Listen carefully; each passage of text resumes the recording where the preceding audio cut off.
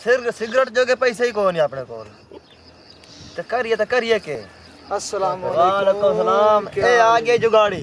क्या हाल है लाला जी? ठीक ठाक। और सब ठीक है। आई की में महफिल लाई बैठे हो यार खैर साहब, वाले। हालात बड़े तंग हैं। ये लाई बैठे हैं गप। तंग बैठे हैं। बहुत तंग हालात ओए है। ओए ओए मैनू तो समझ नहीं आती तुसान जी। पता नहीं तुहाडे किवें हालात खराब हैं। यार सुराब कोटर दा घर नहीं। ओ बदमाशां दा। ओ बदमाशां दा। हां उत्थे क्यों है? उन्हां दे घर बड़े परिंदे, बड़े फ्रूट, अंगूर, बड़ियां बड़ियां मडियां लगियां पईयां। फैसल बिरा गाल सुना हाली आई। बदमाशां दा घर बड़ा मटेरियल होंदा है। मैं बदमाशां दा घर मैं नहीं। आज आपां दा जुगाड़ लेने अल्लाह दे बंदे उठां जुगाड़ लेने आ। मैं नहीं ओए बदमाशां दा घर मैं नहीं वेंदा। कोट कोट दे भरता बना दे सन। फैसल यार तू असल यार की शादा है। भाई मैं नहीं वेंदा। आप अगे रात ठगिया नहीं करने है। ओ ठगिया करे ने ये बदमाशां दा घर है। ओ लाले मेरे नाल वदवे मैं नाल वैंदा पिया तुहाडे। उठी वो चला। फैसल तेरी है मर्जी।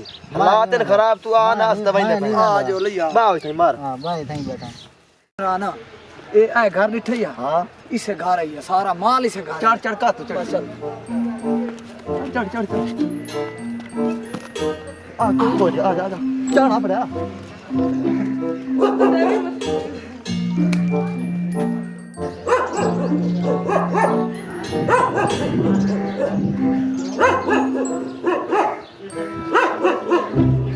छोड़ छोड़